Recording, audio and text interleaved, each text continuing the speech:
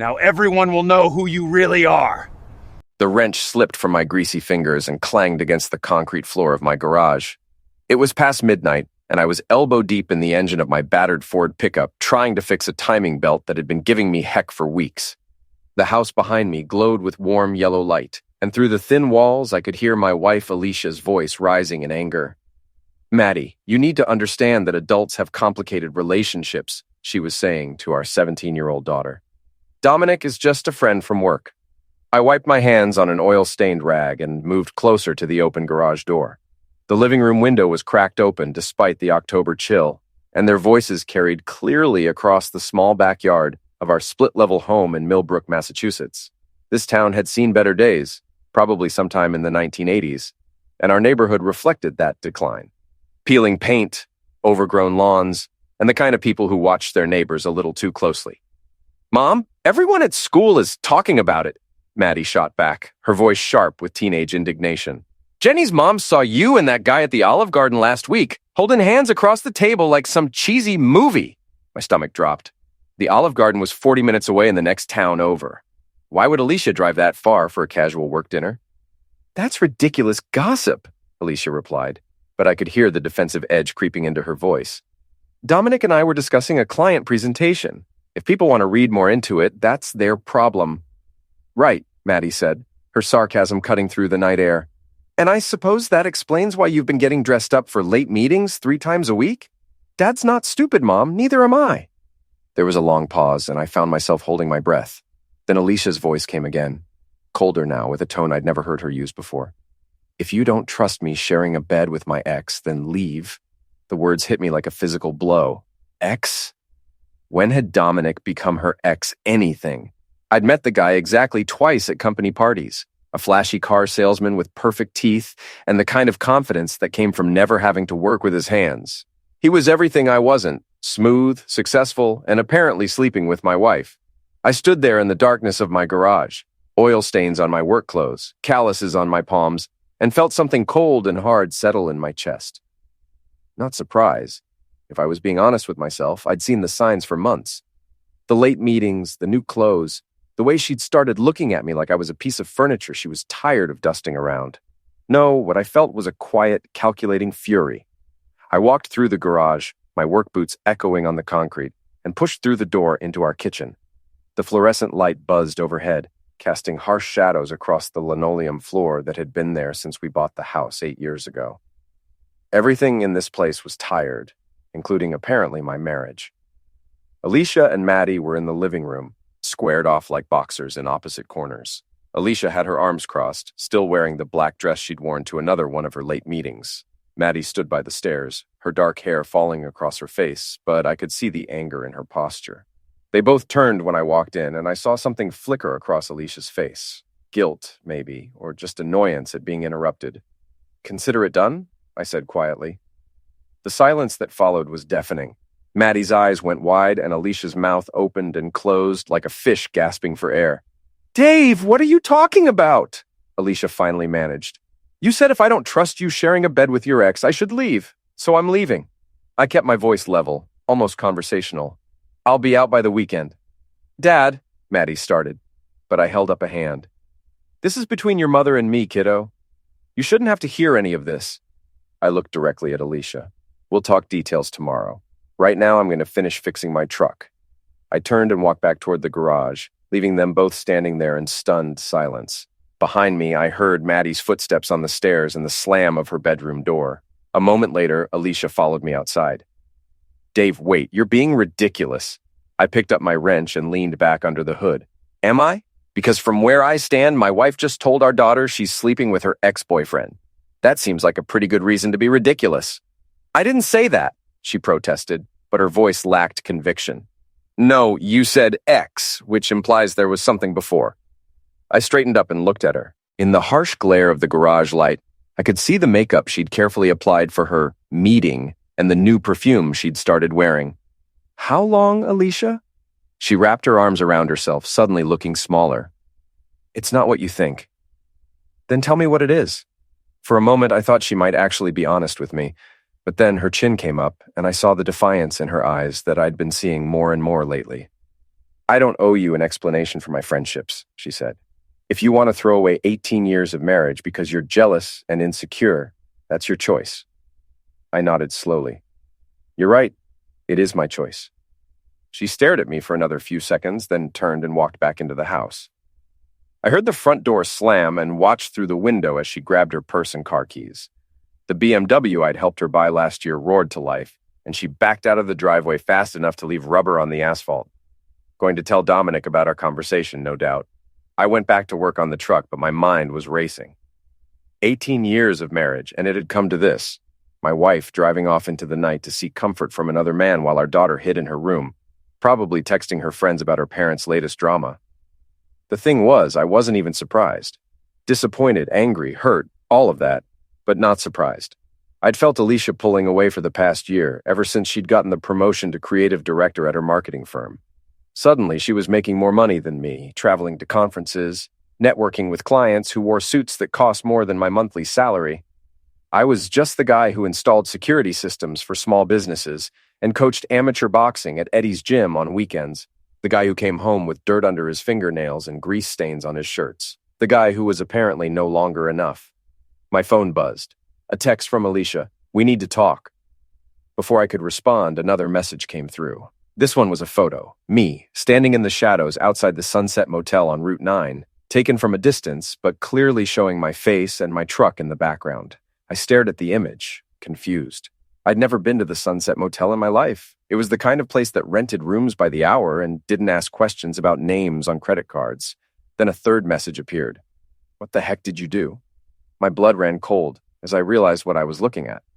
Someone had been watching that motel, and they'd see me there, even though I'd never set foot on the property, which meant either someone was setting me up or someone knew I was going to be there before I did. I grabbed my jacket and keys. If my wife wanted to play games, I was about to change the rules. The Sunset Motel sat on a stretch of Route 9 that had been bypassed by the Interstate 20 years ago. Half the neon sign was burned out, and the parking lot was cracked asphalt with weeds growing through the gaps. It was exactly the kind of place where people went when they didn't want to be seen. I parked across the street at a defunct gas station and waited. At 1:47 a.m., Alicia's BMW pulled into the motel lot, followed 30 seconds later by a silver Corvette I recognized from the dealership where Dominic worked. They parked side by side, and I watched my wife of 18 years walk hand in hand with another man toward room 127. The smart thing would have been to drive home, pack my bags, and call a lawyer in the morning. The smart thing would have been to take the high road, divide our assets fairly, and try to preserve some dignity for our daughter's sake. Instead, I sat there for 2 hours, watching their silhouettes move behind the thin curtains, and let the cold fury in my chest crystallize into something harder and more focused. At 3:30 a.m., they emerged from the room.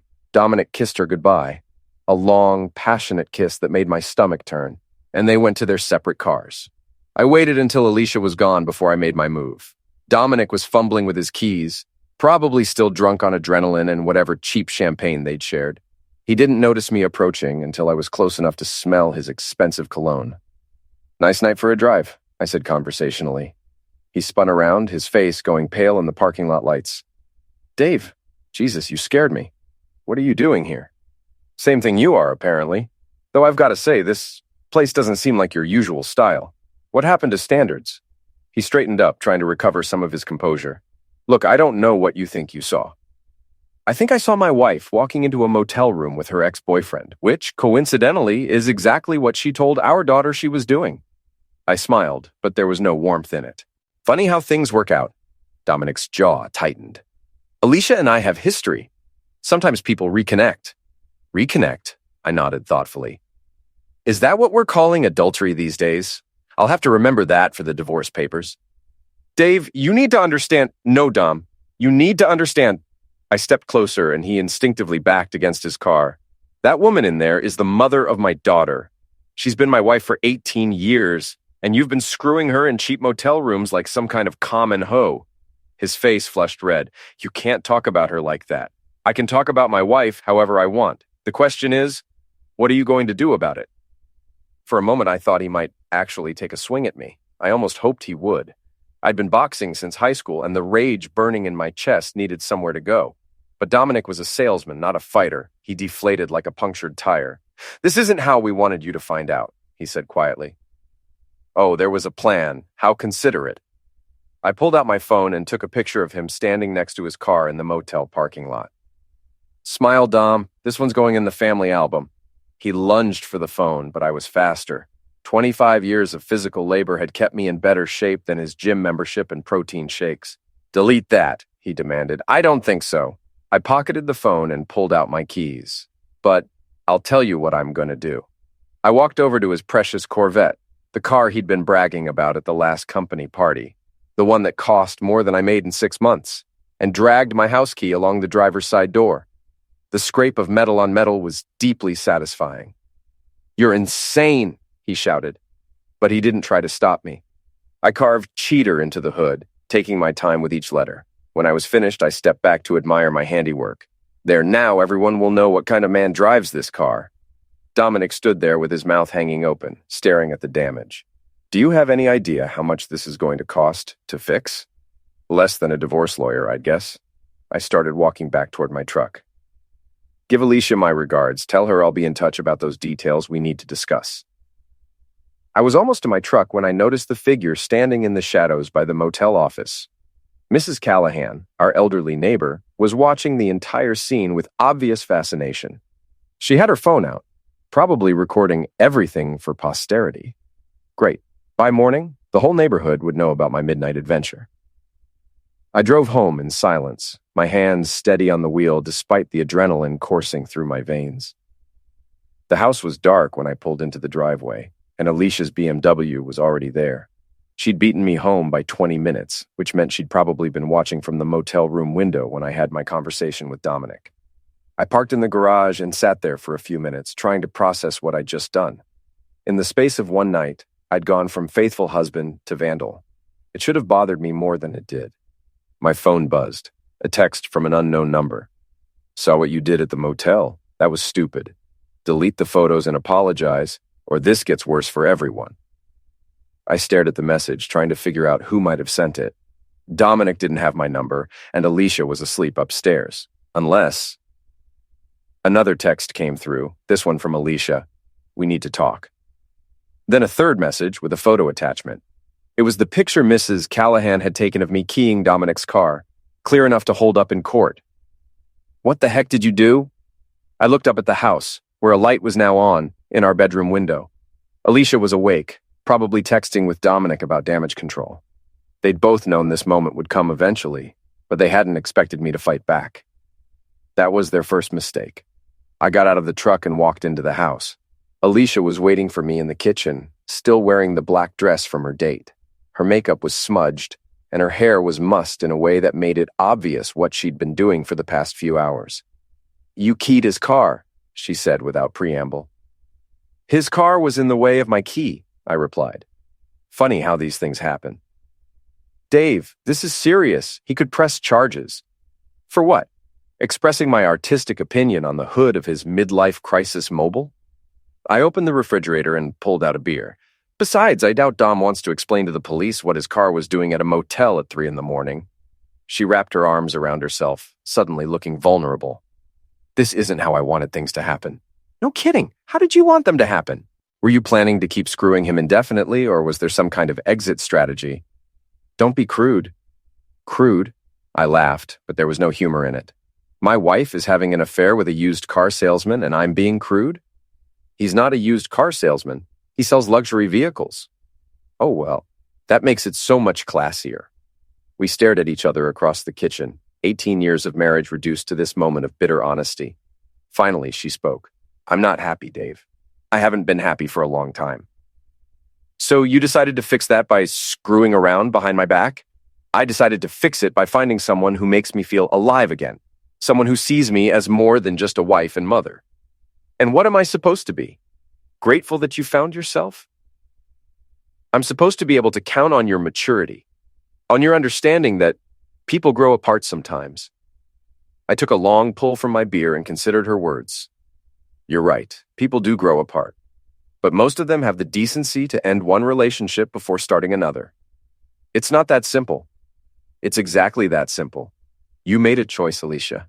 You chose him over me, over our family, over the life we built together. Own it. She was quiet for a long moment, and I could see her struggling with something. Finally, she looked up at me with tears in her eyes. I do choose him, she said quietly. I'm sorry, but I do. I nodded slowly. Then we're done here. I finished my beer and set the empty bottle on the counter. I'll be out by the weekend. We can figure out the details through lawyers. Dave, wait. But I was already walking toward the stairs. I had packing to do, and for the first time in months, I knew exactly what I needed to do next. The war was just beginning. Eddie's boxing gym occupied the back half of an old auto repair shop on the wrong side of Millbrook's main drag. The ring was surrounded by heavy bags, speed bags, and the kind of equipment that had seen better decades. The smell of sweat, leather, and motor oil hung in the air like incense in a church, if churches were dedicated to the worship of controlled violence. I'd been coming here for 15 years, ever since Eddie opened the place. It was where I'd learned that anger could be channeled into something useful, where I'd discovered that hitting things was sometimes the only honest response to life's disappointments. You look like heck, Eddie said when I walked in Thursday morning. He was in his mid-40s, built like a fire hydrant, with hands that had been broken so many times they looked like abstract art. Heard about your midnight adventure at the Sunset? News travels fast in this town. Mrs. Callahan called my mother at 6 this morning. My mother called me at 6:15. By now, half the town knows you went all Carrie Underwood on some guy's car. I wrapped my hands and started working the heavy bag. Left jab, right cross, left hook. The rhythm was soothing, like meditation with violence. Want to talk about it? Eddie asked. Not particularly. Want to hit things until you feel better? That's the plan. I worked the bag for 20 minutes, letting the physical exertion burn away some of the poison that had been building in my system. When I finally stopped, my hands were aching and my shirt was soaked with sweat. Feel better? Eddie asked. Getting there. He tossed me a towel. So what's the plan? You moving out, getting a lawyer, dividing up the assets like civilized people? That was the plan. But then I started thinking about it. Uh-oh. She's been planning this for months, Eddie. Maybe longer. The late meetings, the new clothes, the way she's been treating me like I'm some kind of burden she's stuck with. This wasn't a moment of weakness or a midlife crisis. This was a calculated decision to blow up our marriage. So why should I make it easy for her? Eddie sat down on a folding chair that had seen better decades. Dave, I've known you since you were 25 years old. You're not a vindictive guy. You're not the type to play games or seek revenge. Maybe it's time I became that type. And maybe that's exactly what she's counting on. Maybe she wants you to be the bad guy so she can justify what she's doing. I considered that. It was possible. Alicia was smart enough to manipulate situations to her advantage. But it was also possible that she'd simply underestimated me. You know what she said to me last night? She said she chose him. Not that she was sorry. Not that she'd made a mistake. She chose him. That's got to hurt. It did. For about 5 minutes. Then I realized something. If she's choosing to be the villain in our marriage, maybe it's time I stopped being the hero. Eddie looked at me for a long moment. What does that mean? It means I'm done playing by rules she stopped following months ago. My phone buzzed. A text from an unknown number. Stop now, or you'll regret it. S. I showed the message to Eddie. Any idea who S might be? He studied the screen. Could be anyone. Susie, maybe? Alicia's friend from work? Susie Chen had been Alicia's best friend since college. She was the one who'd encouraged Alicia to take the promotion, to spread her wings, and not let anyone hold her back. She was also the one who'd been covering for Alicia's late nights and mysterious meetings. Yeah, I said slowly. That makes sense. Another text came through, this one from Alicia. Dominic wants to file a police report about his car. I told him I'd talk to you first. Please don't make this worse than it has to be. I typed back. Too late for that. Within seconds, my phone was ringing. Alicia's number. Dave, please. Think about Maddie. Think about what this is doing to her. I am thinking about Maddie.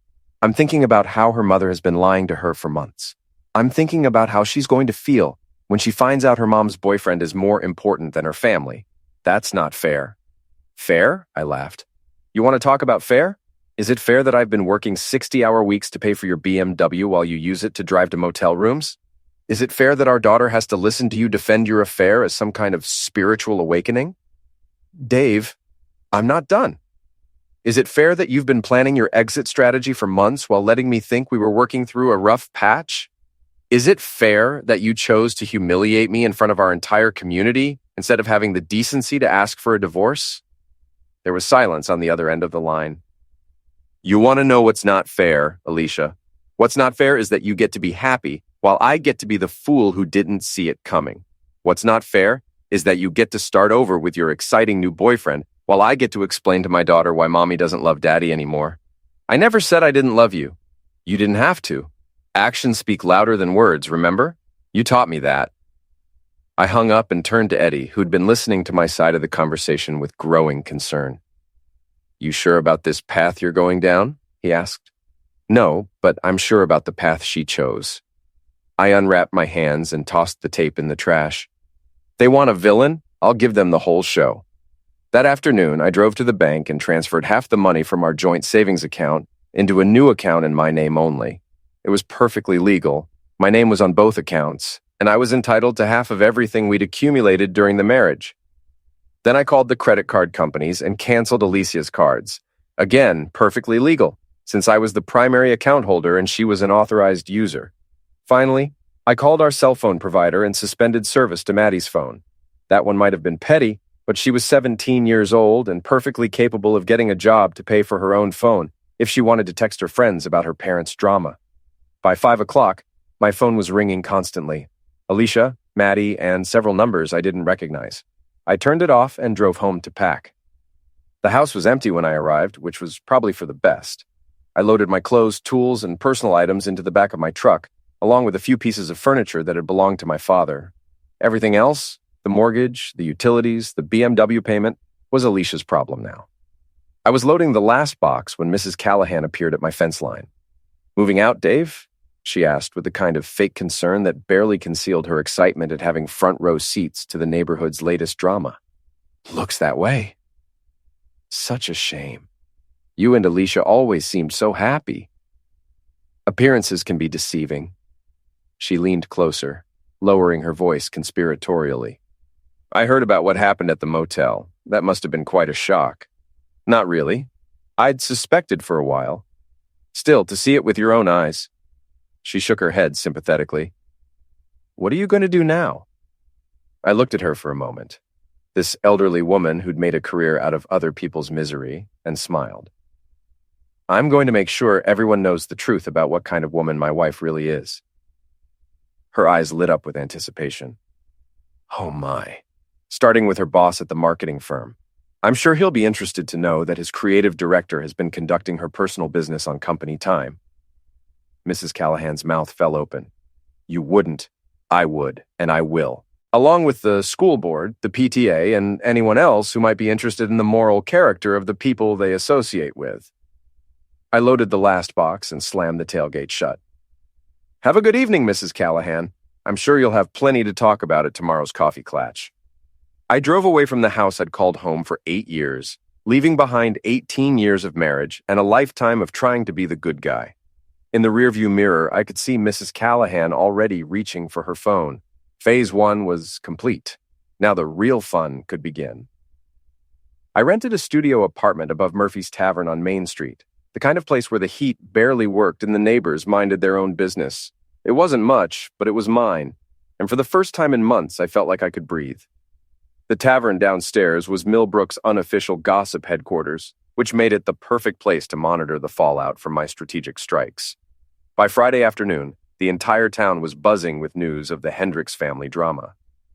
Heard your wife got fired, said Tommy Burke, sliding onto the bar stool next to mine. Tommy ran the hardware store and had never met a piece of gossip he didn't want to dissect. Is that what you heard? Mrs. Callahan says she was escorted out of the building yesterday afternoon. Something about inappropriate conduct with a client. I took a sip of my beer and said nothing. The truth was, I'd called Alicia's boss and suggested he might want to look into her recent travel expenses and meeting schedules. I'd also mentioned that she'd been conducting personal business during work hours and using company resources to facilitate her affair. I hadn't expected him to fire her immediately, but apparently the marketing firm had a strict policy about employee conduct. Who knew? Also heard Dominic Santos got demoted at the dealership, Tommy continued. Something about missing work and damaging company property. That was news to me, but not unwelcome news. Apparently, the scratches on his Corvette had raised questions about his judgment and professionalism. When his boss discovered he'd been taking extended lunch breaks to meet with married clients, it hadn't gone well. Terrible shame, I said, not meaning it at all. Your daughter's been staying with the Chen family, Tommy added. Susie Chen, you know her? I knew her. Susie had been Alicia's college roommate and maid of honor at our wedding. She was also the one who'd been covering for Alicia's affair and sending me threatening text messages. Maddie's probably better off there for now, I said. Less drama. Speaking of drama, you hear about the school board meeting next week? Apparently, there's going to be some kind of special presentation about family values and community standards. I smiled into my beer. The school board meeting had been my idea. As a concerned parent and taxpayer, I'd requested time to address the community about the importance of moral leadership and the need for accountability in our educational system. I hadn't told them exactly what I planned to say, but I'd given them enough hints to ensure a packed auditorium. My phone buzzed. A text from Susie. We need to talk. Murphy's Tavern, 1 hour. I showed the message to Tommy, who whistled low. Susie Chen wants to meet you? This should be interesting. An hour later, Susie walked into Murphy's like she owned the place. She was a small woman with sharp features and the kind of aggressive confidence that came from never being told no. She'd always intimidated me a little, which was probably why I'd never questioned her influence over Alicia. She slid into the booth across from me without being invited. You need to stop this, she said without preamble. Stop what? You know what. The phone calls, the financial games, the public humiliation. Alicia is falling apart. Good. Maybe now she knows how I felt.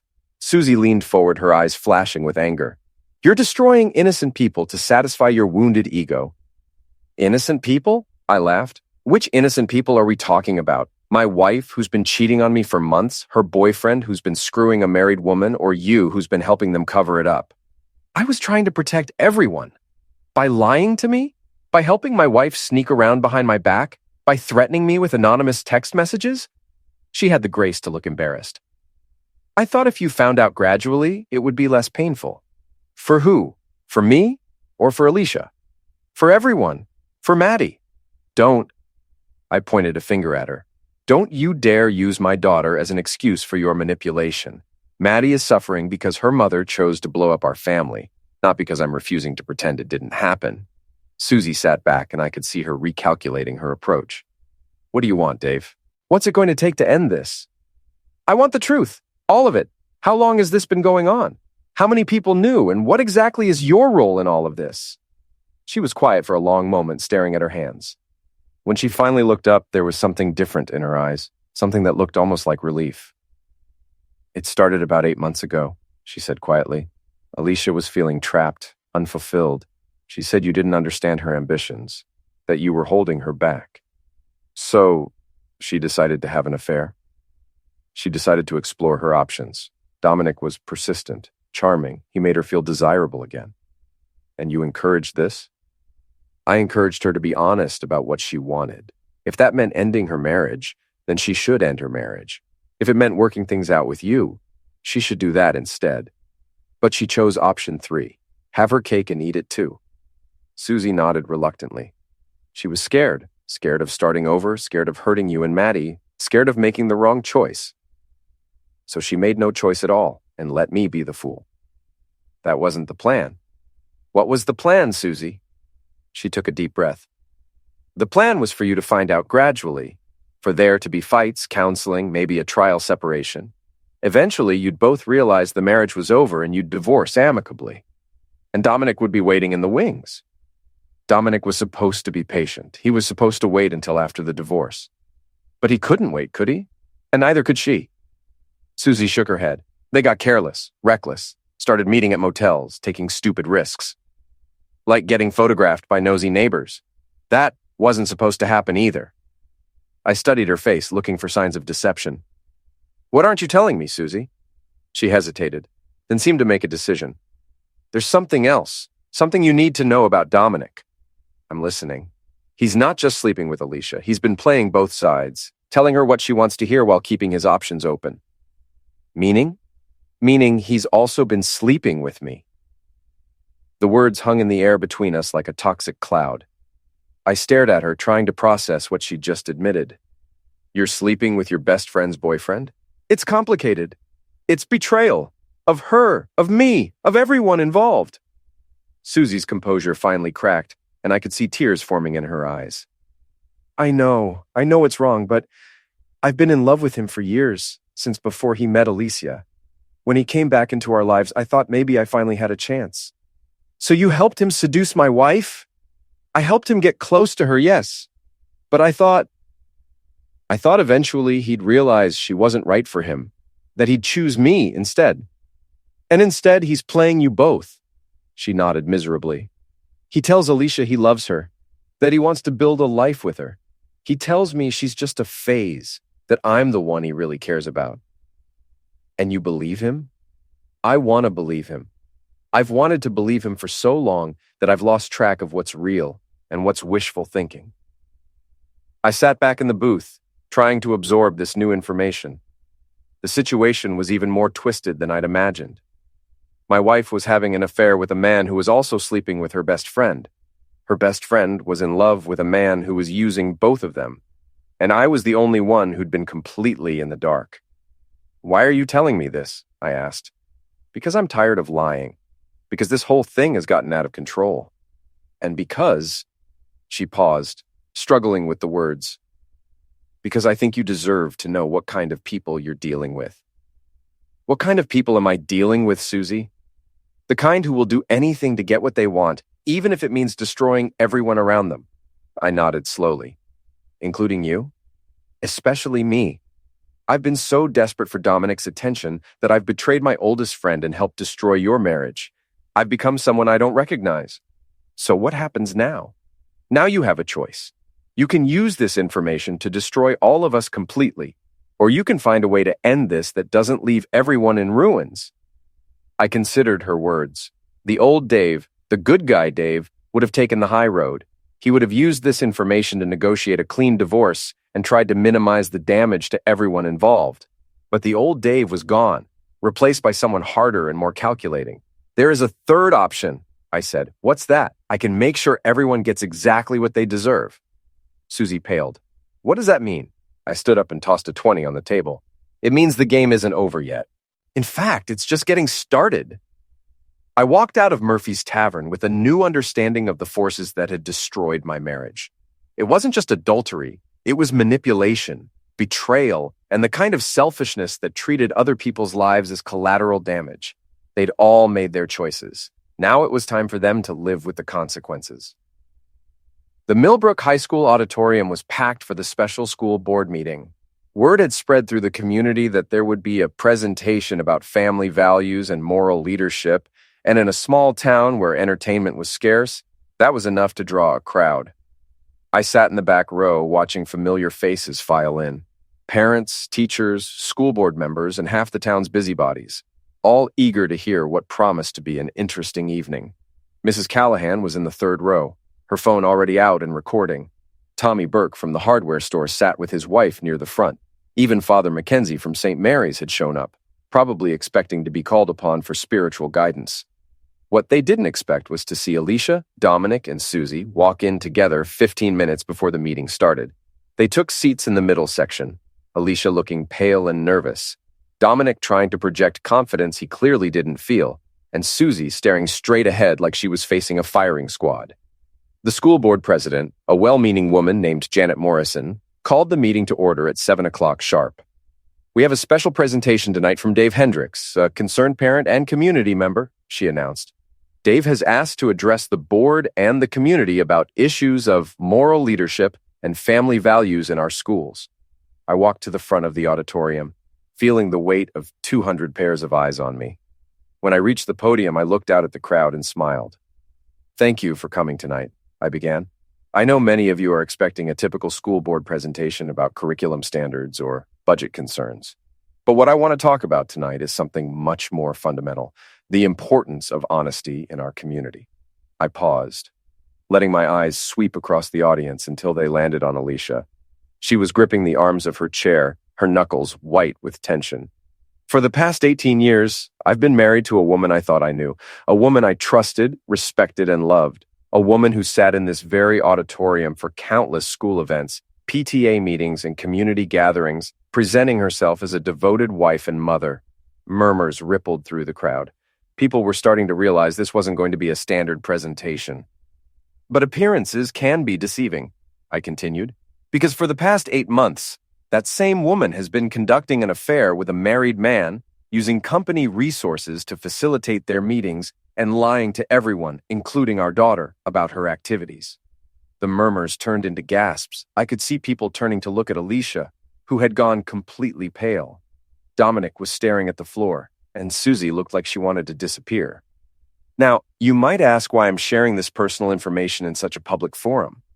After all, marital problems are typically handled privately through counseling or legal proceedings. But this isn't just about my marriage. This is about the kind of community we want to live in. I clicked a remote, and the first slide appeared on the screen behind me. It was a photo of the Sunset Motel, with Alicia's BMW and Dominic's Corvette clearly visible in the parking lot. This photo was taken 3 weeks ago at 2 a.m. That's my wife's car on the left and her boyfriend's car on the right. They spent 2 hours in room 127, then went their separate ways. The auditorium erupted. People were shouting, gasping, and taking pictures with their phones. Janet Morrison was pounding her gavel, trying to restore order. "Mr. Hendricks," she called out, "this is highly inappropriate." "What's inappropriate," I said, raising my voice over the chaos, "is that this woman has been teaching our children about integrity and responsibility while conducting herself like a common adulteress." "Dave, stop!" Alicia stood up, her face flushed with humiliation and anger. "This is cruel and unnecessary." "Cruel?" I looked at her with mock surprise. "What's cruel is letting our daughter believe her mother is working late when she's actually screwing her boyfriend in cheap motel rooms. What's cruel is lying to an entire community about who you really are." Dominic finally found his voice. "You son of a witch," he said, standing up and starting toward the stage. "You can't do this to her." "I'm not doing anything to her," I replied calmly. "I'm simply telling the truth about what she's been doing to herself and to me and to our family." Dominic reached the stage, his face red with anger. "You're going to pay for this," he said, grabbing my shirt. I smiled and stepped back, letting him stumble forward. "Are you threatening me, Dom? In front of 200 witnesses?" He swung at me, a wild haymaker that telegraphed itself from a mile away. I ducked easily, and his momentum carried him past me. He tripped over the microphone cord and went down hard, his expensive suit tearing on the rough stage floor. The crowd gasped, and several people started laughing. Dominic scrambled to his feet, his face now purple with embarrassment. "That's enough!" Janet Morrison shouted. "Security!" But there was no security at a school board meeting. Just a room full of neighbors watching their community's dirty laundry being aired in spectacular fashion. I clicked the remote again, and a new slide appeared. This one showed text messages between Alicia and Dominic, with timestamps and explicit content clearly visible. "These messages were recovered from my wife's phone," I announced. "I think they speak for themselves about the nature of their relationship." Alicia was crying now, covering her face with her hands. Several people in the audience were taking pictures of the screen, ensuring that the messages would be shared throughout the community within hours. "But wait," I said, clicking to the next slide. "There's more." This slide showed photos of Susie and Dominic together at a restaurant, clearly intimate, clearly more than friends. It turns out my wife's boyfriend has been hedging his bets. Meet Susie Chen, my wife's best friend and maid of honor at our wedding. She's also been sleeping with Dominic for the past 6 months. The auditorium fell silent. This revelation was too shocking even for Millbrook's gossip-hungry residents. Susie stood up slowly, tears streaming down her face. "Dave, please, you've made your point." "Have I? Because I'm not sure everyone understands the full scope of the deception here." I clicked to the final slide, which showed a timeline of events, phone records, and financial transactions that painted a complete picture of the conspiracy. "This wasn't a simple affair," I explained. "This was a calculated plan to destroy my marriage while keeping me in the dark. Susie helped facilitate meetings, provided alibis, and even sent me threatening messages when I got too close to the truth." I looked directly at Susie. "Tell them about the plan, Susie. Tell them how you were going to let me find out gradually, how you were going to manipulate me into asking for a divorce so Alicia could play the victim. Susie shook her head, unable to speak. No? Then let me tell them. I turned back to the audience. The plan was to gaslight me into thinking I was paranoid and jealous, to make me the bad guy who couldn't handle his wife's success, to paint me as an abusive, controlling husband who drove his wife into another man's arms. The crowd was completely silent now, hanging on every word. But here's what they didn't count on, I continued. They didn't count on me fighting back. They didn't count on me refusing to be the victim in their little drama. They didn't count on me becoming the villain. I walked to the edge of the stage and looked out at the assembled crowd. So here we are. The truth is out, the lies are exposed, and everyone knows exactly who these people really are. My wife is an adulteress. Her boyfriend is a manipulative user. And her best friend is a backstabbing conspirator who betrayed everyone she claimed to care about. I paused, letting the words sink in. The question now is, what kind of community do we want to be? Do we want to be the kind of place where this behavior is tolerated, where liars and cheaters are allowed to present themselves as moral authorities? Or do we want to be the kind of place where actions have consequences? The silence stretched on for nearly a minute. Then, slowly, people began to respond. Some applauded. Others shook their heads in disgust. A few got up and walked out, probably to start making phone calls. Mr. Hendricks, Janet Morrison said, her voice shaky, I think you've said enough. You're right, I agreed. I have said enough. The truth has been told, and now everyone can make their own decisions about how to respond to it. I walked off the stage and headed for the exit, ignoring the chaos erupting behind me. People were shouting questions, taking pictures, and arguing among themselves. Alicia was sobbing. Dominic was trying to help her, while simultaneously backing away from Susie, who was standing alone in the middle of the row, abandoned by everyone. I pushed through the crowd and stepped out into the cool October night. The parking lot was already filling with people who'd left early to avoid the crush, and I could hear the buzz of excited conversation as the news spread. My phone was buzzing with calls and text messages, but I ignored them all. I'd said what I needed to say, done what I needed to do. The rest was just aftermath. I walked to my truck, got in, and drove away from the school, leaving behind the wreckage of my marriage, my reputation, and my old life as the good guy who always tried to do the right thing. In the rearview mirror, I could see people streaming out of the auditorium, their phones already out, spreading the story throughout the community and beyond. By morning, everyone in Millbrook would know the truth about Alicia Hendricks, Dominic Santos, and Susie Chen. Their reputations were destroyed, their relationships were in ruins, and their carefully constructed lies had been exposed for the world to see. I'd won, completely, devastatingly, and publicly. And for the first time in months, I felt genuinely satisfied. The villain had triumphed, and everyone got exactly what they deserved.